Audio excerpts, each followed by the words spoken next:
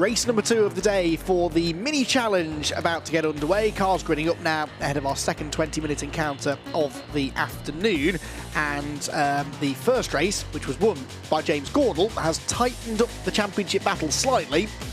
Unlike most of the championships racing here this weekend, though, this is not the final race of the season. They will be back out again at Snetterton in October, where it will all be decided. But what we can learn today is what the margin will be between the two of them going to that final race of weekend of the season, the final 2 races of the season. At the moment, Nathan Harrison still holds the lead by just 19 points, though, over James Gornall. It's continuing to come down race by race at the moment, with Gornall enjoying a nice streak of good finishes in the latter part of the season, a streak that he'll be very much hoping he can keep alive for this race here this afternoon.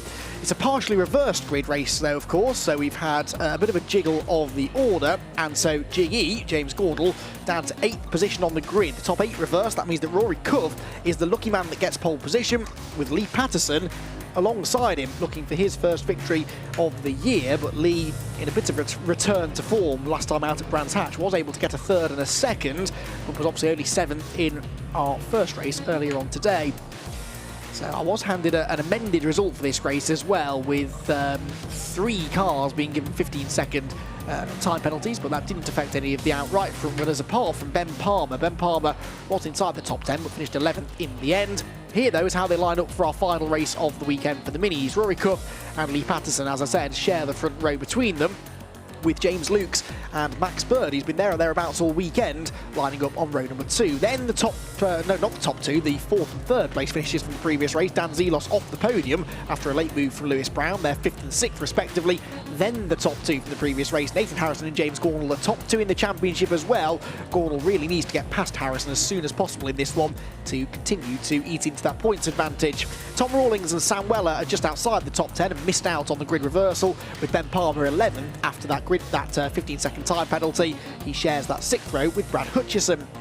Then on row number 7, Matthew Wilson and James McIntyre are together, and then the 8th row is shared by Callum Newsham, who again was penalised for track limits, so he should move forward. Josh Stanton on the 8th row with him. Then it's Lewis Gaylor with William Newnham on the 9th row, and then row number 10 for Neil Trotter and Will Hardy, who are the last of the 2 finishers actually from our previous race. Then we get the retirements, Keenan Dole and Jack Davidson 21st and 22nd, with Ryan Dignam and Richard Newman 23rd and 24th. The 13th row shared by Stuart Gibbs and James Griffith, with Harry Gooding at the back because Harry was a non-starter in previous race. His car pulled off unfortunately at the end of the green flag lap.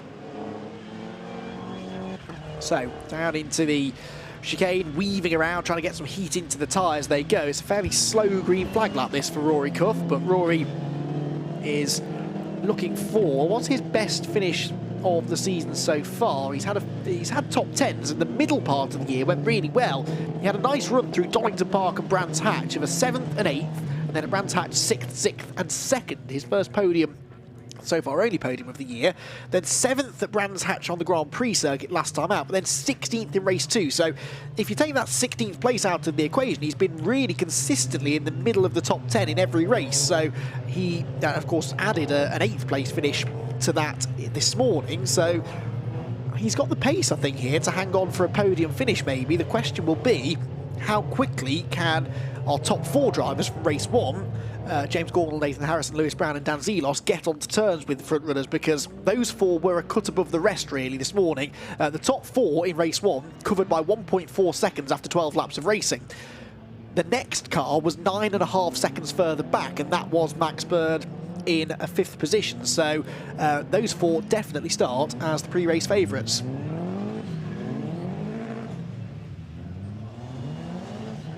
So Rory Cove then on pole position, with Lee Patterson alongside James Laux, I'm now being told, at the end of the season, is 3rd on the grid. So apologies then, James Laux it is that will line up, well, 3rd on the grid, but he's the 2nd car there. Where has Lee Patterson gone to? He was there partway around the green flag lap and now does appear to have vanished. So Lee Patterson, who should be starting between those 2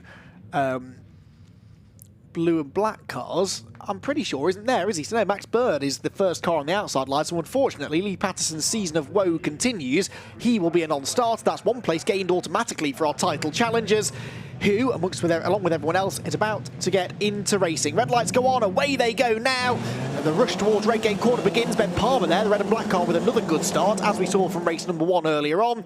They head down towards the first corner, and already bits and pieces falling off Rory Cuff's car. That's never a good sign. Zelos is through into third, look ahead of Max Bird, who is sideways and makes contact with James Gornall, who gets airborne and sideswipes Lewis Brown. Brown is the big loser, but is there damage to Gornall's car? He certainly dropped down the order, and the man who won the first race and is second in the championship in big trouble already. He's dropped out to the top 10, and now there's a spin right in front of him. 2 cars, 3 cars go around. It's mayhem down the Craner curves. 1 car rejoining the circuit gets rear-ended, and this is almost certainly going to be a safety car. And well, cold rear tyres in Mini Challenge are never a good mix, and unfortunately quite a lot of cars going off the road there, and one of them very nearly was James Gornall. He was involved, I think, in both of those incidents. He had that contact in the first corner, and then I'm pretty sure it was him that made contact with, or was right behind at least, the car that spun first through the Craner curves. So I'm sure we'll get a chance to see replays of that very shortly. Meanwhile, James Laux here is attacking Rory Cuff for the race lead. He's got Dan Zelos right behind him, and the safety car is being scrambled, perhaps unsurprisingly, and the race being put under stoppage because of the incidents, plural, down the Craner curves. So there is James Gornall. So Gornall is 9th. That is not good news at all, because Nathan Harrison, his big rival, is 4th. Remember, it's Harrison that has the points advantage coming into this race, but it's not an enormous one. It came down after the previous race, of course. So it is just 19 points to the good for Harrison. But Gornall, now the one with all of the overtaking to do here, really. James has had a very consistent year, never out of the top 5, apart from a non-finish at Silverstone in race 2. In the first race at Silverstone, it was actually Nathan Harrison that had a bad race and finished 23rd. So Gornall and Harrison both had 1 bad race and 1 good race at Silverstone, but it was Harrison that came out of it with the better points haul, and that weekend was really what gave Harrison a bit of an edge in the points. Right then, replay of the start. Good luck piecing all this together. So, down to the first corner. The first thing we need to watch for is James Gornall, because somewhere he ends up making contact with someone on the inside of him and then gets launched into Lewis Brown. Now, there was their contact. I think it was Harrison, wasn't it, on the inside of him? Yeah, Gornall and Harrison get away fairly equally. And then Lewis Brown in front. So into the Redgate corner they go. Is it contact between Harrison and Gornall? Oh no, Bird slowed all of a sudden. Max Bird slowed, and Gornall, in avoiding him, just had no choice but to swerve in front of a luckless Lewis Brown. And then there you can see the first car that starts spinning right in front of Gornall. Unfortunately, with the amount of dust there, I can't see the numbers on those cars, but that was right in front of James again. Keenan Dole, I think, is one of the drivers, just avoiding all of that. And another view of it. There, well, it sort of started already, so the cars firing off left, right and centre through the old hairpin and the Craner curves. At least 5 or 6 cars off the road at one point. And those that have lost ground, well, let's have a look. Matthew Wilson, I think, must have been one of them, because he's down to 23rd. Callum Newsham, likewise, down to 22nd. So they've all lost ground. And Lewis Brown, as we know, down to 19th position. So Brown, we know where he lost his time, but it looks as though Newsham, Wilson and Newnham were all involved in Craner curves antics. But I'd like to see that first corner one again if we've got time, because I'm not entirely sure why Max Bird suddenly slowed right in front of James Gornall, but maybe he had a slide on cold tyres, because I was watching Harrison and Gornall, and it was actually the car in front I should have been watching. So give me another go at that, and I'll try and piece it all together. But it did look as though maybe cold tyres for Max Bird meant that he got a little bit sideways, and James Gornall had to take avoiding action. Some souvenirs for the marshals up at McLean's corner. Down at the old hairpin, that is actually, isn't it? And bits of Mini Challenge car that are no use to the team now, so the marshal may as well keep hold of them. Right, thank you for showing me this replay again. I'll pay attention this time. Max Bird then, the white, pink and blue car, number 44, in 4th position into Redgate corner, right behind Dan Zelos. Turns in. Oh, yeah, big slide. That must have been cold rear tyres, and that's why he slowed down. And then Gornall had to check up and pull to the left-hand side. And unfortunately for him, Lewis Brown got into the back of him. Now, Gornall's car appeared to be okay in the short time after that, but the rear left corner of that number 18 car took a big hit. And so hopefully it's not too badly damaged. I don't know whether... Asking a lot here, I realise, but I don't know whether we can have a look at the left rear of that car, because that was a big hit on what is usually a fairly vulnerable part of the car. Here it comes, and no, the wheel looks like it's in line. There's not even any real bodywork damage, so I think he's got away with that. Sterling work as ever from the camera ops around the circuit as well, who I'm reliably informed do listen to me. Pity them for that, but it is appreciated, because from my box here I can't really see the cars in all that much detail, but thankfully that's put my mind at rest that James Gornall is not in any real trouble as far as damage to the car is concerned, but he's got to start making progress after this safety car comes in. And the safety car actually is not really helping him out here. It's giving him a chance to check the car over at low speed, I suppose. But beyond that, it's losing him time now, which he could be better spending overtaking people and getting onto terms with Nathan Harrison, basically. So James Gornall, down in 9th position, will no doubt be the man we need to watch, I think, when we do go racing. Hopefully at the end of this lap, but I think it's probably going to be at least one more, because it didn't look as though we were getting anywhere near a completion of the recovery process. Safety car, though, I'm sure will come in at some point, and so the fastest lap that's been set by Max Bird will get beaten fairly swiftly, because that fastest lap is about 65 seconds slower than a full green flag lap. We'll see another replay of the first lap here, and then through they go. So Gornall gets delayed, look, gets sucked back into the pack, and then who is it in front of him? I think it's Matthew Wilson, is it? Yeah, number 31 is going to be the first car to spin, right in front of the yellow machine of Gornall, through the crater curves. Very easy to lose it there on cold tyres. Gornall did well to avoid it, and then several others go around as well.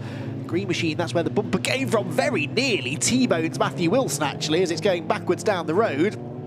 And that, I think, was Tom Rawlings, was it not, that's ended up beached in the gravel, number 88.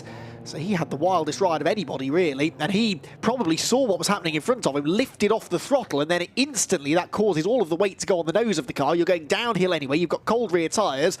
Basically, it's a guaranteed way to spin the car out. Confirmation there, though, that there was no contact from Gornall to the back of Matthew Wilson. And actually, the second accident was already happening, really, wasn't it? So look how close Rawlings and Wilson get to touching there. And then Rawlings does get a headbutt from another car there. I think that's Rawlings that was spinning. Anyway, they're all green and black, those cars, which isn't terribly useful. Anyway, good news is we are racing again, and the race can continue. James Laux already losing second place to Dan Zelos, is he? Dan Zelos up the inside. And Dan Zelos, I think, should go back into second place. There goes Gornall then, right behind he's the first of his victims, Sam Weller. Oh, that was brave on cold tyres for Zelos, but he has got into second place now. And now Nathan Harrison moves on to his tail.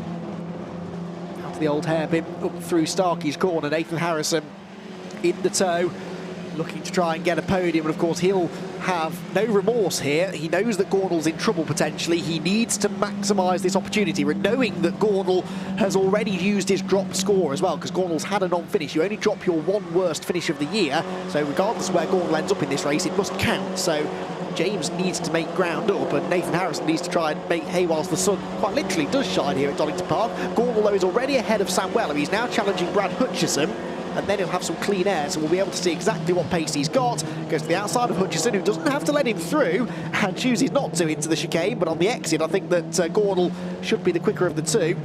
Might be able to have another go then on the brakes into this corner, the Melbourne hairpin. Leading quartet turn through, and in the background Gornall was going up the inside there of Hutchison. Let's see, does the yellow car appear in 7th position? Yes, it does.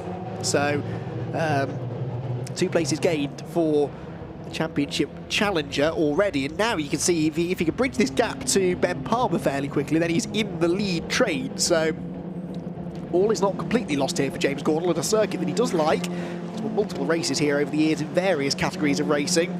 Nathan Harrison, though, likewise is going strongly this weekend. That's Lee Patterson joining in a bit late, but he's going to let everybody go through into Redgate Corner before he pulls out onto the track, which is sensible stuff, as you'd expect from a racing veteran like Lee. Nathan Harrison still stuck in 4th position, and only 3 positions ahead now of James Gornall, so whilst that would be a point advantage, it's not a huge one. Max Bird sets the fastest lap on the first full green flag lap, 1:41.663. And so that would be worth 6 championship points if it stays as it is. The top 6 fastest laps are all worth points. This, at the moment, is the main battle for the race lead. 4 cars absolutely together, and Dan Zelos looking for an inside line on Rory Cuff, but he can't do it. Daren't go to the outside line because then he'd be under attack from James Laux behind him. And Nathan Harrison in 4th position. Sort of, you can see he wants to get involved in this, but he also knows the risk versus reward situation is not that great at the moment. Zelos again to the outside of Rory Cuff into the chicane, but Rory fends him off once more. Down the hill then towards the Melbourne hairpin. Cuff from Zelos, and Zelos looking to the inside, Harris looking to the inside, and Gornall is on an absolute flyer. Fastest first sector, fastest middle sector. This should be a fastest lap for Gornall, which could prove pivotal, and he's with them now as well. So James Gornall, the yellow and white number 18 car, Jiggy as he's affectionately known in the paddock, is now making this a 7-car train for the race lead, and as long as Rory Cuff is in front, no one's going to go anywhere in this group, so any place that he can gain, you know, if he can gain these places quickly, he could yet win the race realistically, although getting past Nathan Harrison won't be the work of a moment. He's forcing Max Bird to defend in the background, and Max in 6th position will go in on the tight line. Gornall looking for the quicker exit speed, trying to get alongside through Hollywood, but Max Bird having none of it, gets a decent exit. Down the hill they go once again. Zelos really challenging Rory Cuff. Thought he might have had a go on the inside there into the old hairpin, but thought better of it.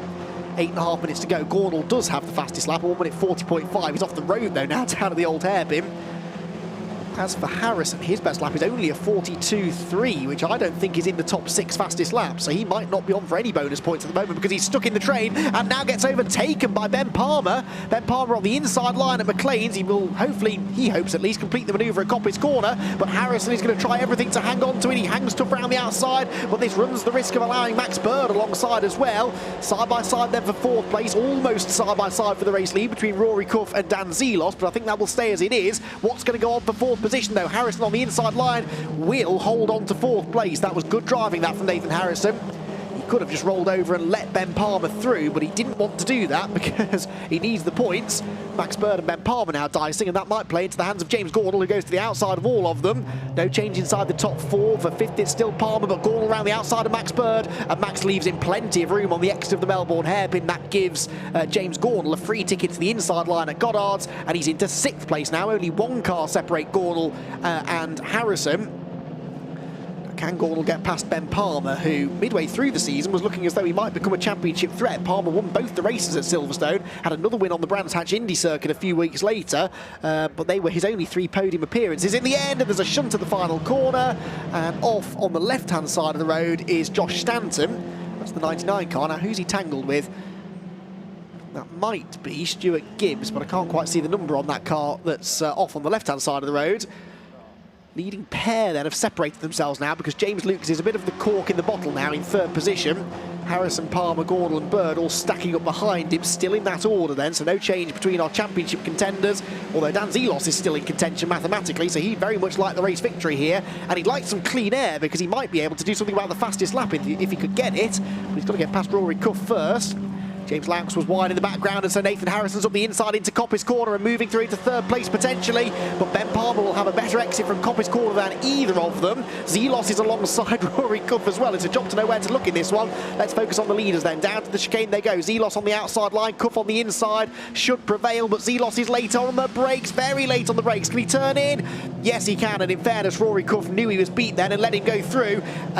Gornall there was ahead of Ben Palmer, and have any of them got past James Laux? I don't think they have, so Laux held on to 3rd, and Gornall is ahead of Harrison and Laux. Oh no, the safety car's coming out, so I don't think Gornall saw the flags. I don't know whether he overtook Harrison before the boards came out. Looks like the answer might be no, because I think he's trying to pull off to let Harrison go through, and Nathan will now drive back ahead of him, so that caught my attention for a second. Unfortunately though, a 2nd safety car period. This must be because of the schmozzle we had at the last corner. What number is that car? Is that number 70? 78, possibly. No, it's not number 78, is it? It's number 20. There we go. Oh, that was close. It was almost 78. Richard Newman. It was a red, white, blue car, but it's Richard Newman's car that's off at the final turn. So here's how it happened then. There's Newman, and up the inside comes Lewis Gayler. Oh, and a big hit, and unfortunately Josh Stanton, completely innocent in all of that, was minding his own business, ends up getting driven into the tyre wall on the inside. Now his car appears to have moved, presumably as far as the pit lane, which is where Lewis Gayler has gone as well.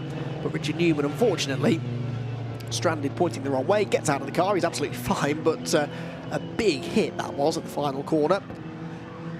And yeah, yes, not happy, as you can imagine, because he was minding his own business as well. And Lewis Gayler, I think, was so busy defending one place, he ended up going up the inside of another car that he wasn't intending to overtake.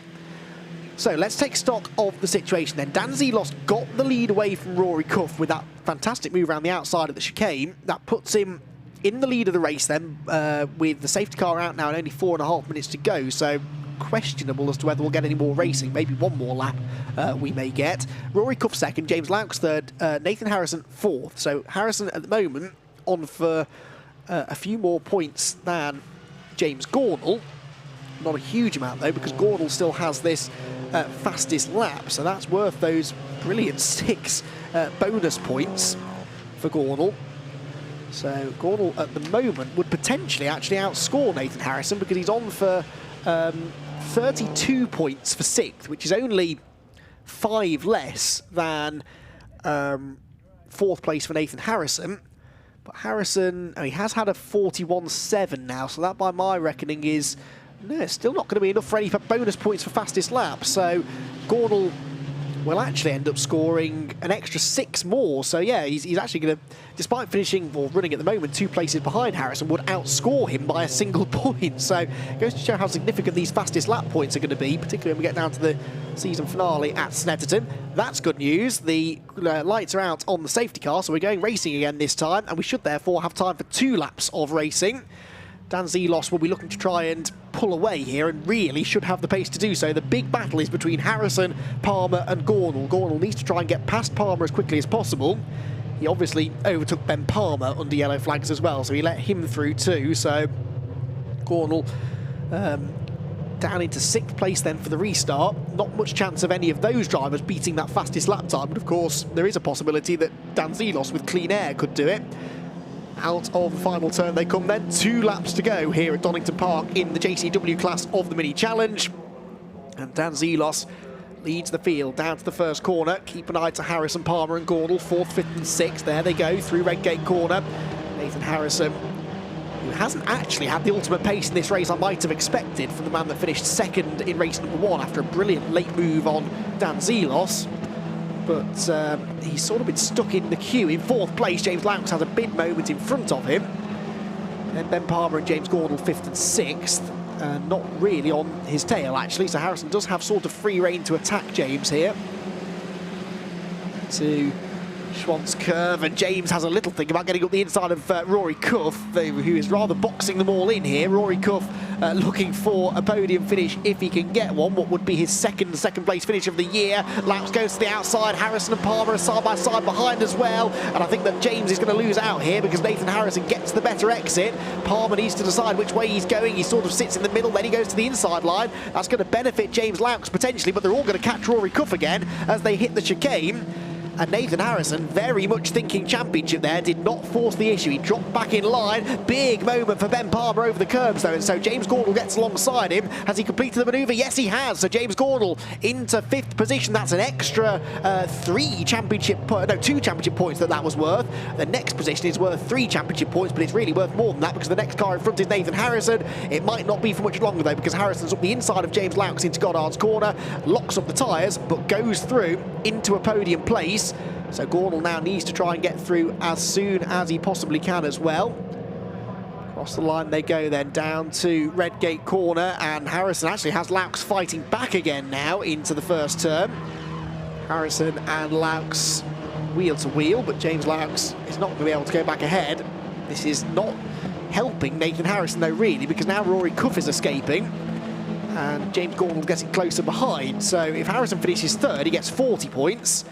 If Gornall is 50, gets 34, so I think they'd be equal on points now because Harrison's scoring 6 more points than him, but that all changes again because James Lamps bounces his way along the grass out of the old hairpin, and Gornall will make a very easy pass around the outside. I think Lamps has damaged the front splitter on that car as well.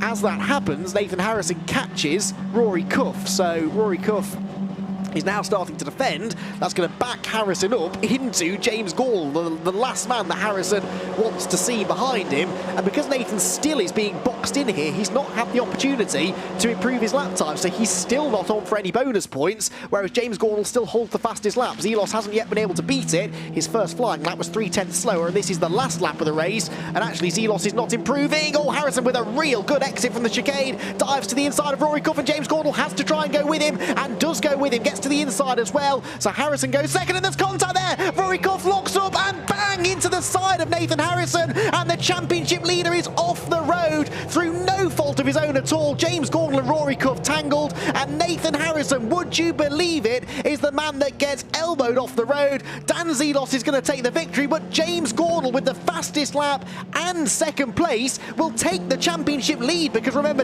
Nathan Harrison already had a 23rd place finish he was dropping. I reckon that's going to be enough for Gornall to take the points lead into the final race, 2 races of the season. What drama on the last lap of the race. What a shame for Rory Cuff there that had to end in contact. He will limp across the line a long way down the order, but the angriest man at Donington Park, no doubt, will be Nathan Harrison, who will come across the line in 21st position, so that will not be a dropped score because it's 2 places higher than his previous worst, which was a 23rd place finish at Silverstone.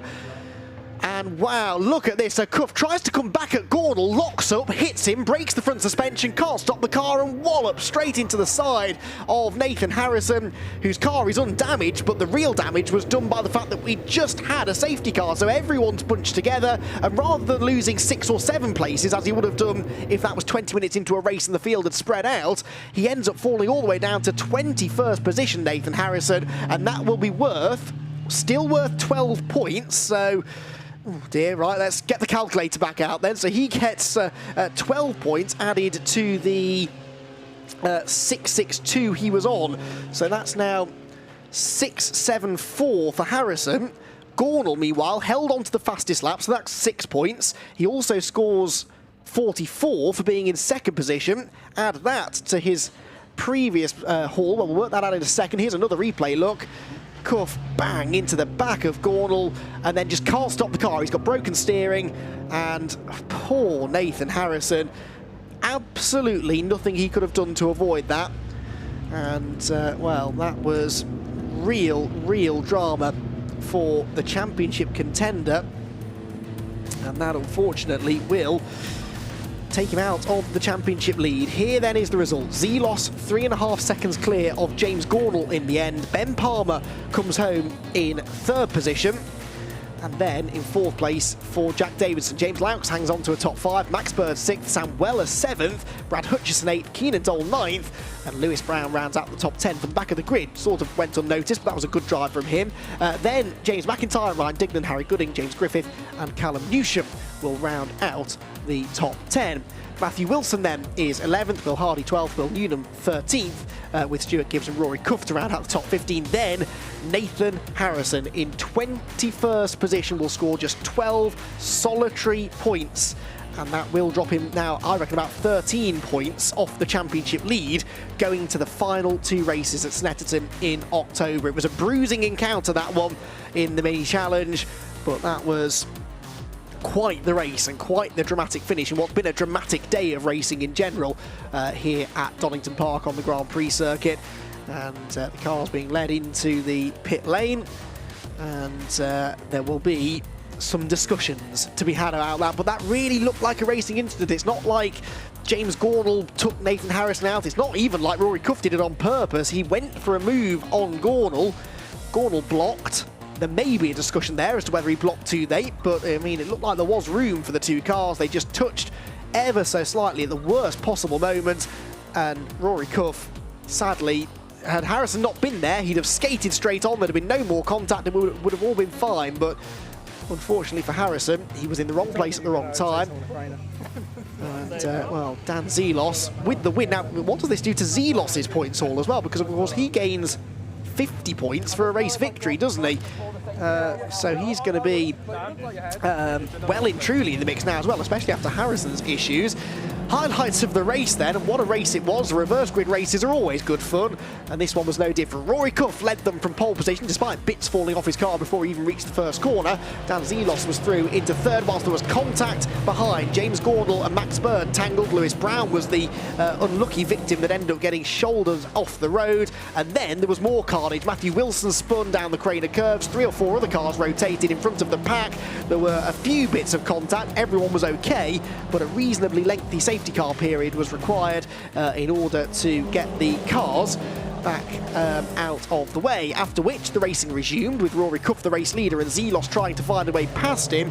Harrison was sort of stuck in fourth whilst James Gornall was making big progress. Lewis Gaylor though and Richard Newman tangled at the hairpin with the luckless Josh Stanton put into the barriers, and that required a second safety car so that Newman's car could be removed. Zelos had taken the lead just before the safety car came out, and then he left behind a brilliant battle for second place with James Laux, Rory Cuff and Nathan Harrison debating the position. Gornall, though, was on a mission, got up the inside of Ben Palmer and then took advantage of a mistake for James Laux. James, though, would eventually still come home inside the top 5. Then on the last lap, Nathan Harrison and James Gornall both got past Rory Cuff. Cuff tried to fight back, made contact with Gornall, broke the steering and got into the side of Nathan Harrison. That will cost Nathan Harrison the championship lead, whilst Dan Zelos comes home a very happy race winner. He may have missed out on the podium in race number 1, but he is a victor in the second race of the day to move himself well and truly into championship contention. Rory Cuff in the end limped home in 20th place, and it was a case of what could have been for a lot of the drivers that were racing towards the sharp end all race long. So Rory Cuff got to the finish, so did Nathan Harrison. Frustratingly for Harrison, he finished behind Cuff after all of that. But there'll be some discussions to be had after that, there always are. But for now, we relish the prospect of a fantastic championship decider at Snetterton in a few weeks' time. Zelos 3.5 seconds clear of Gornall at the flag. But James Gornall was, what was he, about 4th or 5th, I think, at the start of the final lap. So that was certainly not the result that he would have been expecting, but he managed to pick his way through the carnage and will be very happy, no doubt, to have ended up in second place. And with the fastest lap, he actually scores more points than anybody else in that race, I reckon, or nearly more points anyway. Dan Zelos had the second fastest lap time. And so he will score 5 bonus points. He lost to the best scorer, but Gornall scores an awful lot more points than it looked like he would 5 or 10 minutes ago. So we're waiting, I think, for drivers to make their way towards the podium. And we've still got one more race to go as well, so don't go anywhere. The Jetha G40 Cup title decider is up in a few minutes' time. Before that, we want to try and catch the reactions of our podium finishers then after a spectacular second race. James Gornall's going to be very happy with how that rounded out, and he was fortunate to avoid damage in the 2 accidents or 2 bits of contact that he was involved in there. First of all, on the first corner with Lewis Brown and Max Bird, and then at the end there as well, he managed to get to the line despite being assaulted by Rory Cuff going into the Melbourne Loop. And Gornall, I remember when he used to race in the BMW Compact Cup, I would refer to him as being Teflon coated. Whenever there was chaos, whenever there were accidents happening, he just seemed to be able to pick his way through the mess and come out on top, and he showed that ability once again there. With the way in which he was able to... I don't actually know how he avoided getting tangled up in all of that, because Cuff and Harrison were having their own accident right around him, and James Gornall ended up coming out of it with that second position. So drivers then on the podium. Third place for Ben Palmer, second for James Gornall. Very happy James Gornall that will be, I think. And Dan Zelos, well, he will be on the top step of the podium. He will still be mathematically in title contention. He'll need a bit more good fortune like that to come his way, but Zelos, having never been out of the top 10 all year, has been more consistent, arguably, of the three now. Zelos receives the winner's trophy. Not for the first time this year. Dan Zelos only, though, has one other win, which was at Brands Hatch last time out, but he had that sequence of podium finishes from the second race at Silverstone onwards. He had a third, a second, a third, and then a win, and then a fourth again in race 2 at Brands Hatch. He was fourth once more this morning. And he's not had a finish worse than 8th. He's actually only been out of the top 5 twice, and they were in the first 2 races of the season at Alton Park, so he sort of tried to get used to the car, get used to the championship. But Zelos, well and truly, one of the front runners now. Jiggy James Gornall there showers him with champagne. And Gornall it will be that leads the championship going to Snetterton. A fantastic pair of races, though, from the Mini Challenge. I hope you've enjoyed them. I know I have. Some brilliant racing all round. Well done to Dan Zelos, the winner.